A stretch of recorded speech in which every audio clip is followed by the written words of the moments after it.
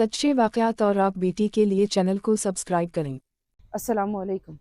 UK में opportunities की बिल्कुल कोई कमी नहीं, लेकिन इसके बावजूद भी यूके आकर जितना हम ख्वार हुए, इसका थोड़ा भी अंदाज़ा अगर हमें पाकिस्तान से आने से पहले होता तो यूके आने का हम बिल्कुल फ़ैसला नहीं करते। आज मैं आपको यूके की ज़िंदगी की चंद ऐसी बातें बताने वाली हूँ जिनको आपने गौर से सुनना है और एनालाइज करना है। उसके बाद भी अगर आपको ऐसे लगे कि यहाँ की ज़िंदगी और इसके चैलेंजेस को आप फेस कर सकते हैं तो फिर ही यहाँ आने का फ़ैसला बनाइएगा। जैसे मैंने पहले कहा, यूके में अपॉर्चुनिटीज़ की कोई कमी नहीं। मोस्ट वेलकम, ज़रूर यहाँ आइए। यूके की जो ज़िंदगी है इसमें बहुत से मसाइल हैं और यूके की ज़िंदगी का जो सबसे बड़ा एक मसला है वो है यहाँ का एजुकेशन सिस्टम। मेजॉरिटी लोग जो यहाँ पे मूव करना चाहते हैं वो यहाँ के एजुकेशन सिस्टम की वजह से मूव करना चाहते हैं कि बच्चों को एक अच्छी पढ़ाई मिलेगी। मैथ, साइंस, इंग्लिश, ये जो सब्जेक्ट्स हैं इनको अगर देखें तो यकीनन ये बहुत अच्छे पढ़ाए जाते हैं, लेकिन आप उसके अलावा देखें कि आपके बच्चे को इनके अलावा किस किस इंफॉर्मेशन से यहाँ पर एक्सपोज कर दिया जाता है बहुत छोटी ही उम्र में। तो LGBTQ और ट्रांस एजेंडा को बहुत छोटी एज से बच्चों को इंट्रोड्यूस किया जाता है। यहाँ तक कि नर्सरी का बच्चा जो कि 3 इयर्स में स्कूल जाते हैं, तो 3 साल का बच्चा जेंडर आइडेंटिटी के इश्यूज से कि वो अपनी सही बॉडी में है, अगर वो अल्लाह ने उनको लड़का पैदा किया है तो कहीं गलती तो नहीं हुई होता खासा, और इस तरह की इंफॉर्मेशन हो, वो अपना जेंडर चेंज कर सकते हैं। सेम सेक्स जिसको हम जिस जिन्स परस्ती कहते हैं उसके लिए टॉलरेंस और उसमें कि ये बिल्कुल ठीक है और आप ऐसे सिलेक्शन कर सकते हैं अपने लिए, ये सब चीज़ें जो हमारे इस्लामी माहौल से बहुत दूर की हैं। ये बहुत छोटी उम्र में, जिस उम्र में बच्चों का जहन बिल्कुल कच्चा होता है और अभी उन्होंने इतना कुछ सीखा नहीं होता, एक 3 साल के बच्चे को या 4 साल के बच्चे को कितना आता होगा, वहाँ से ये चीज़ें बच्चों को सिखा दी जाती। तो इसका प्रोपेगेंडा समझें या जो भी, लेकिन यहाँ की गवर्नमेंट भी इसको बहुत प्रमोट कर रही है। यहाँ पर इन आइडियाज़ के ख़िलाफ़ आप ज़्यादा नहीं बोल सकते हैं, आप ओपनली नहीं कह सकते हैं इनके बारे में कुछ भी। आपने अपने बच्चे की जो भी तरबियत करनी है वो बहुत चैलेंजिंग हो जाती है। इस सब के बारे में बच्चों को सही से सिखाना, जब आपका बच्चा अपनी वैल्यूज से दूर हो गया तो फिर पीछे बहुत डिफ़िकल्ट हो जाता है किसी भी किस्म की उनको चीज़ें सिखाना और उनकी तरबियत करना। यूके की ज़िंदगी का जो दूसरा बड़ा प्रॉब्लम है वो है यहाँ का सिक्योरिटी का प्रॉब्लम। तो यूके सेफ़ नहीं है उतना जितना हम पाकिस्तान में रहते हुए सोचते हैं कि पाकिस्तान सेफ़ नहीं है। यहाँ कराची में जैसे या और जगहों पे टारगेट किलिंग के, किडनैपिंग के प्रॉब्लम्स हैं, इसी तरह यूके में भी ये प्रॉब्लम्स बहुत ज़्यादा हैं। यहाँ पर स्टैबिंग बहुत कॉमन है, आपको हर हफ्ते में एक आध न्यूज़ मिल ही जाती है कहीं पे स्टैबिंग के अटैक ना, टीनेजर्स में स्पेशली ये प्रॉब्लम बहुत ज़्यादा है।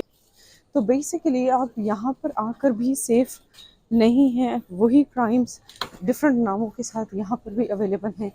और उसके अलावा चोरी होना, घर में गाड़ियों का चोरी हो जाना, ये सब क्राइम्स भी बहुत कॉमन है। तो यूके का क्राइम रेट कुछ कम नहीं है। यहाँ पर क्राइम का प्रॉब्लम उतना ही है जितना हमें पाकिस्तान में क्राइम का प्रॉब्लम है। तो अगर मैं आपको इसमें अपना ही जैसे बताऊँ, मुझे यूके रहते हुए तकरीबन 12-13 साल हो गए हैं। तो इस अरसे में हमारे घर में 3 बार चोरी हो चुकी है। 1 बार गाड़ी चोरी हो चुकी है और 2 बार वैसे और ऐसे ही चोरी के लिए आ चुके हैं। और यहाँ की अगर आप पुलिस को देख रहे हैं तो यहाँ की पुलिस का भी वही सिस्टम है। हमने जब भी कंप्लेंट की तो हमें नेक्स्ट डे आके उन्होंने यही कहा कि आप कंप्लेंट वापस ले लें, क्योंकि उन्हें आपके घर का पता है, 6 महीने की सज़ा गुजारेंगे और फिर आप लोग एट रिस्क होंगे। तो बेसिकली यहाँ की पुलिस भी वैसे ही कुछ नहीं करती और आप एट रिस्क ही रहते हैं। तो इनके अलावा जो और भी इश्यूज़ हैं यूके की ज़िंदगी के, वो बहुत बड़े हैं और ये आपकी क्वालिटी ऑफ लाइफ को बहुत इफ़ेक्ट करते हैं। यूके की ज़िंदगी का जो अगला बड़ा प्रॉब्लम है वो है यहाँ का अकेलापन, और यहाँ के अकेलेपन की वजह से यहाँ पर बीमारियाँ भी बहुत ज़्यादा हैं। जब यहाँ पे किसी के पास भी किसी के लिए टाइम नहीं है, हर इंसान अकेला है, तो जब इंसान अकेले हैं तो डिप्रेशन की बीमारी तो ऑब्वियसली बहुत कॉमन ही है। फिर यूके की ज़िंदगी का अगला जो बड़ा चैलेंज है वो है यहाँ का मेडिकल सिस्टम और NHS।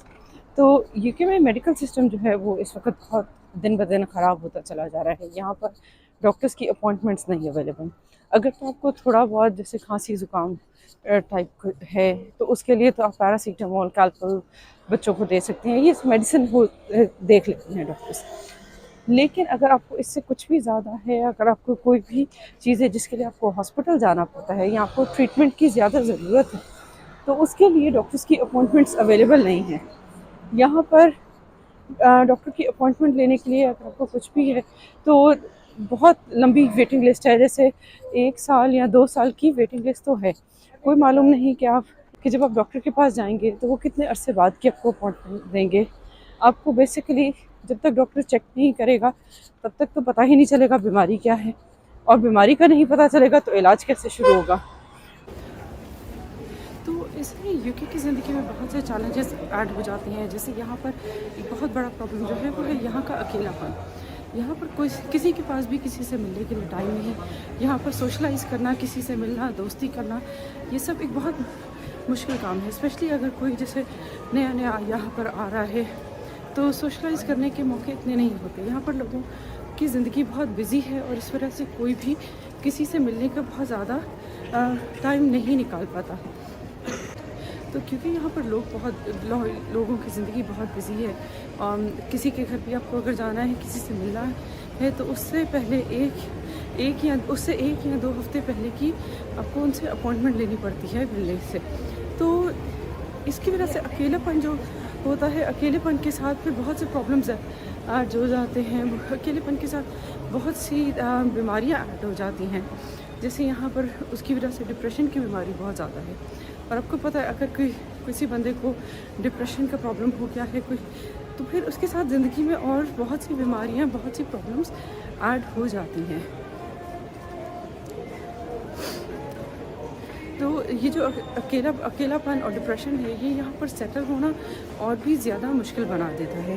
होना इवन ईद त्यौहार पर ये सब इवेंट्स मोस्टली अकेले ही गुजारने पड़ते हैं, क्योंकि कोई भी मिलता नहीं है यहाँ पर इतना ईजीली।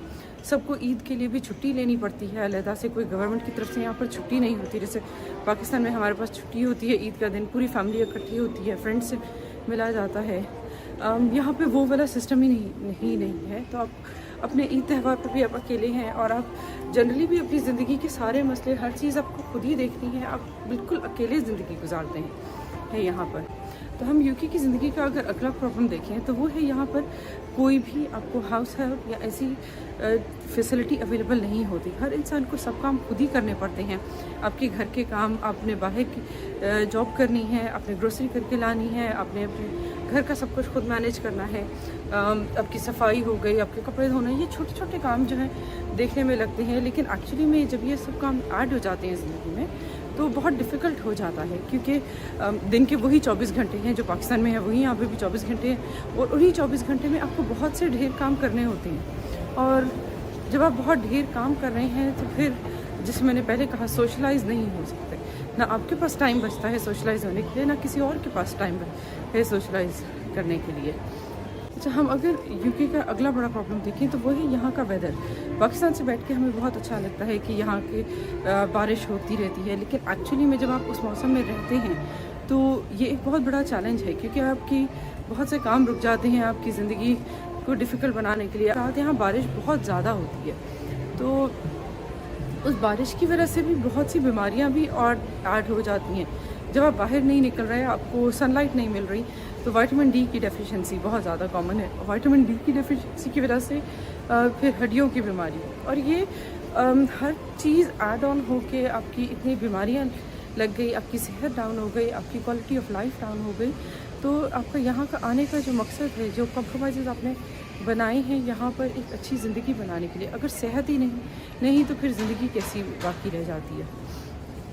और जो जनरल क्वालिटी ऑफ लाइफ है वो बहुत उसके मुकाबले में जो पहले किसी ज़माने में यहाँ पर हुआ करती थी, बहुत तेज़ी से वो क्वालिटी ऑफ लाइफ डेट्रिएट हो रही है।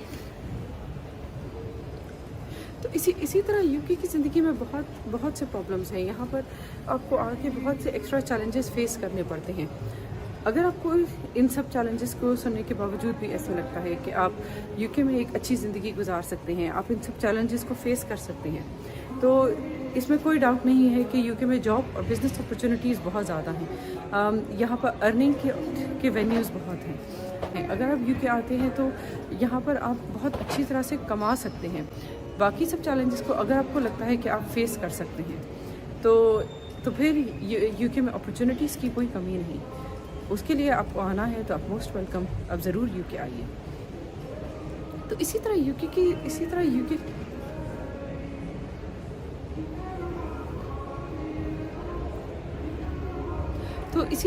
जो ज़िंदगी है इसमें बहुत से प्रॉब्लम्स ऐड हो जाते हैं। इसी तरह यूके की जो ज़िंदगी है इसमें बहुत से प्रॉब्लम्स ऐड हो जाते हैं, बहुत सी एडिशनल चीज़ें हैं। अगर आपको लगता है वो सब जानने के बावजूद भी कि ये सब चैलेंजेस को आप फेस कर सकते हैं, ये सब चीज़ें आप मैनेज कर सकते हैं, तो यूके में जॉब अपॉर्चुनिटीज़ और बिज़नेस वेन्यूज़ बहुत ज़्यादा हैं। उसके लिए फिर आप आराम से यूके आइए और यहाँ पर अपने लिए एक अच्छी फाइनेंशियल पॉइंट ऑफ व्यू से ज़िंदगी बना सकते हैं। आप अच्छी अर्निंग कर सकते हैं। आप अगर अपनी फैमिली को पीछे पैसे भेजना चाहते हैं, वो सब आप कुछ बहुत कर सकते हैं। ये सब चैलेंजेस अगर आपको लगता है कि ये सब चैलेंजेस जो हैं आप फेस कर सकते हैं और ये सब चीज़ें आप अच्छे से मैनेज कर सकते हैं, तो फिर आप ज़रूर यूके आइए, क्योंकि यूके में जॉब अपॉर्चुनिटीज़ और बिज़नेस अपॉर्चुनिटीज़ की कोई भी कमी नहीं है। यहाँ पर छोटी से छोटी जॉब करके भी आप अच्छी अर्निंग कर सकते हैं और अपनी ज़िंदगी अच्छी गुजार सकते हैं। मैं एक क्वालिफाइड लॉयर हूँ और मैं यूके में बेस्ड हूँ। आज की वीडियो अगर आपको इन्फॉर्मेटिव लगी हो तो प्लीज़ मेरे चैनल को लाइक एंड सब्सक्राइब कीजिएगा। इंशाल्लाह आपसे अगली वीडियो में मुलाकात होती है और बहुत सी इन्फॉर्मेशन के साथ। अस्सलाम वालेकुम। नई वीडियोस के लिए चैनल को लाइक और सब्सक्राइब ज़रूर करें।